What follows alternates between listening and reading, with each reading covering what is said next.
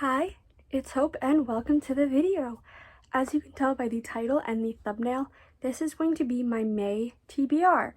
And when I say TBR, I mean these are more or less just books I want to read this month because in May is Witchathon round 3 and I am the priestess of the Chaotic Wilds Coven.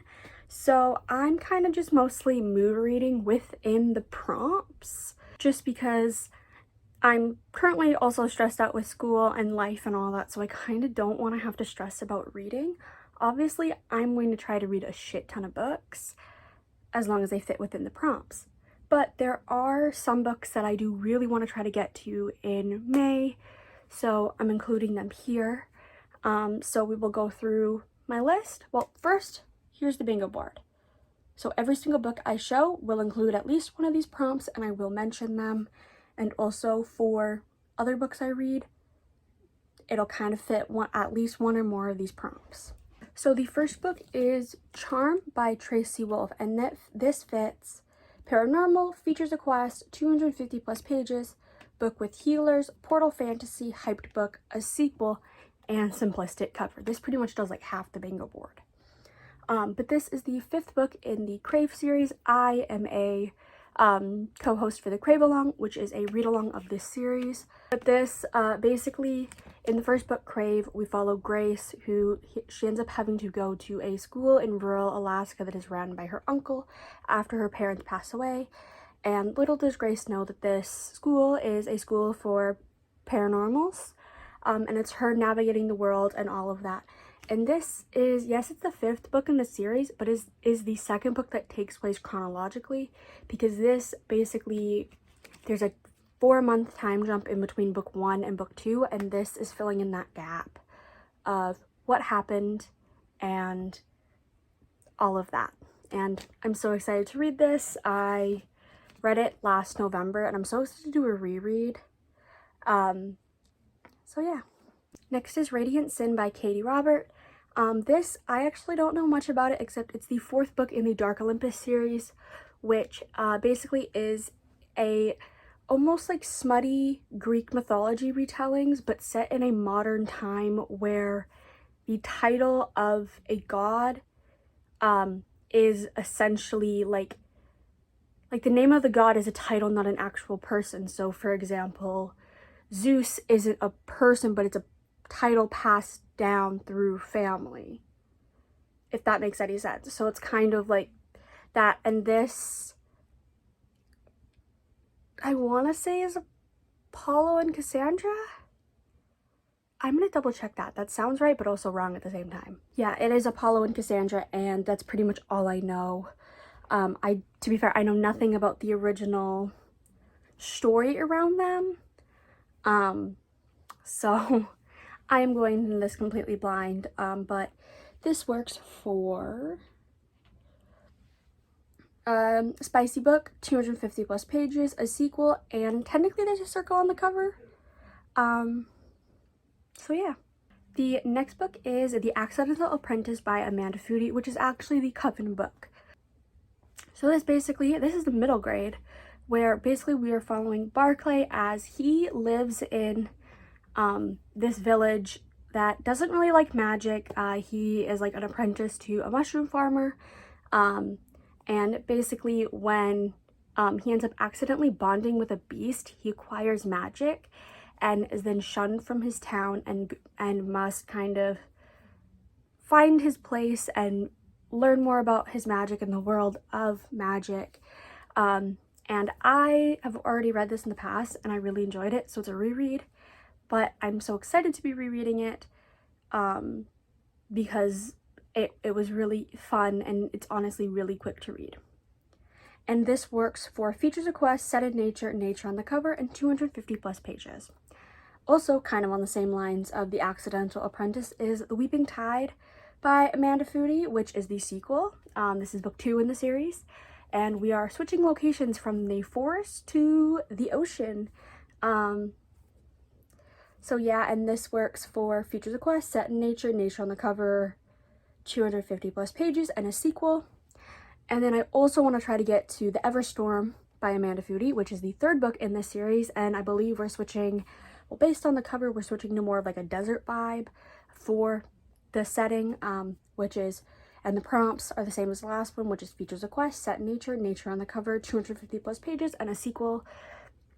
All three of these, I probably will listen to the audiobook because I listened to the audiobook for the second one and it actually was really good.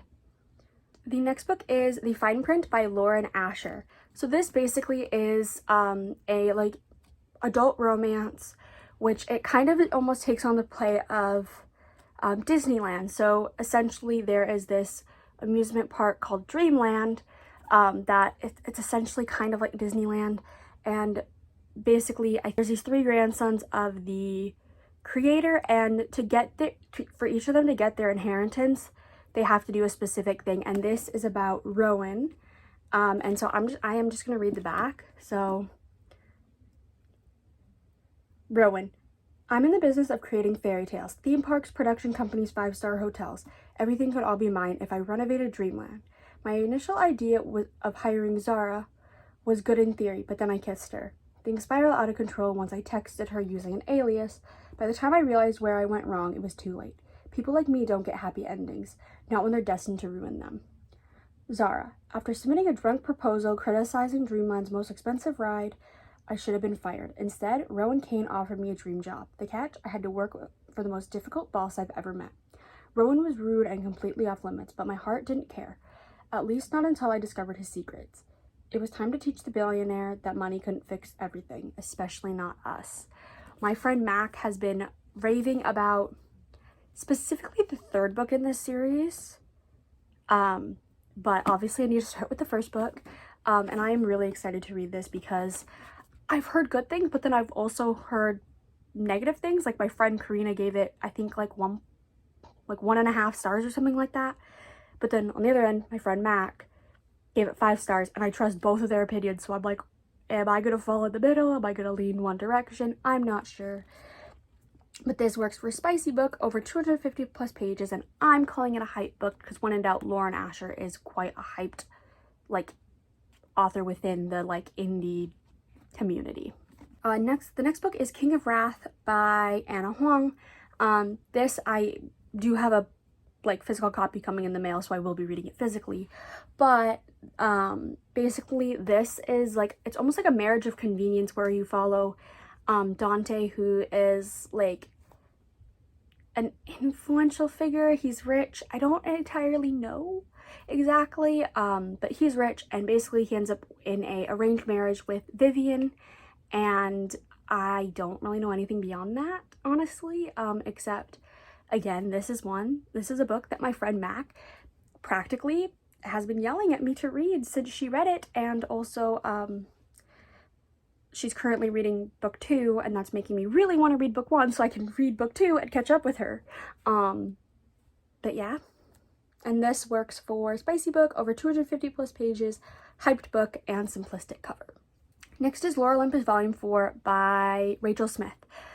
This is a like graphic novel that is basically almost like a Greek myth reimagining in a slightly modern setting. And basically this, you are following Hades and Persephone, as well as a bunch of the other gods. And that's pretty much all I can explain. But the volume 4 is out physically. Like, it's on Webtoons, but I'm reading them by volume as they're published. But I'm reading them on Webtoons, if that makes any sense. I basically want to be able to count them towards my Goodreads goal, but I don't have the money to buy them physically, so I'm just reading the Webtoons and then counting them. And so this I plan on reading because I read volume 3, I think, for the last round of Witchathon. And I do quite enjoy it. They're very simplistic, and the art style is really adorable. The next book I want to read is There Is No Devil by Sophie Lark. This is a serial killer romance where basically we are following Mara. Is that her name? I want to say Mara. And basically she is an aspiring artist who is struggling with everything. She works 3 jobs and all of that. And then we're also following Cole, who is a serial killer.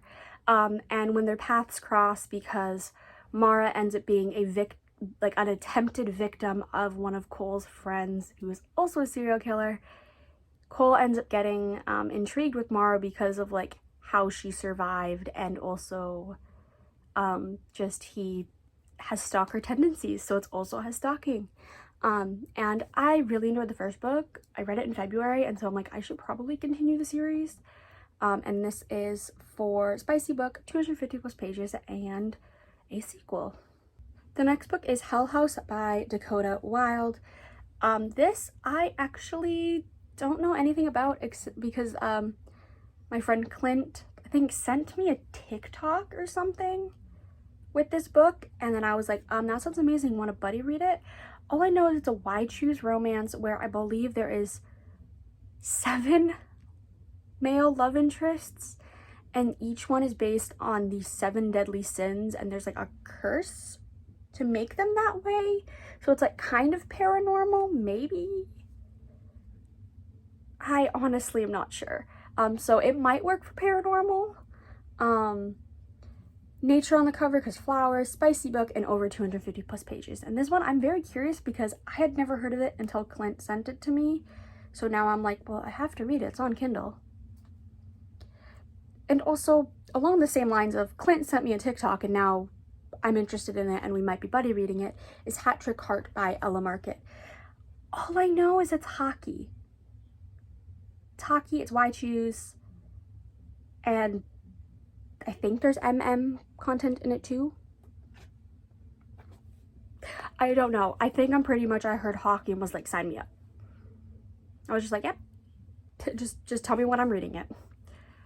And then the final book on this list in this video is Every Heart a Doorway by Shauna McGuire.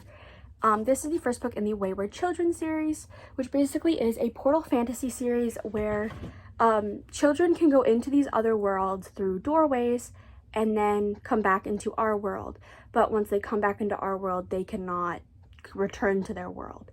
And in this book, we are following Nancy, who has come back from the world that she was in and is struggling to rehabilitate into society. So she ends up going to, what is this school called? Eleanor West Home for Wayward Children. And it's kind of a like school-ish to rehabilitate these children. And throughout the series, we are following, every other book is like one book, all of the odd books are within our world, and then all of the even books are children in the worlds that they go into. And so this does kind of represent the entire series, because I do really want to read as many books in this series as I can, because they all work for so many prompts. Like this one is features a quest, nature on the cover, portal fantasy, hyped book, and then for all of the other books they end up being a sequel, so it's an extra prompt, and they're really short. Like this one is 171 pages, not including the acknowledgements. So that's really short, and this will be a really easy read. Like the audiobooks I think are like probably under 5 hours, so maybe I can try to get some of those done. So yeah.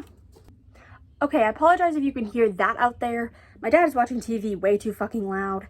So I'm gonna wrap this video up, but these are the books that I'm planning on reading. I will probably like read off this TBR, maybe not even read all of these. I'm just kind of saying I can read whatever I want as long as it fits within at least one Witchathon prompt. So yeah, I really hope you enjoyed this video. Let me know in the comments below if you are participating in Witchathon, and if so, what coven you are a part of, or if you've read any of these books and your thoughts. Thank you so much for watching. Don't forget to like and subscribe. It really helps my channel grow, and I hope to see you in my next video. Bye!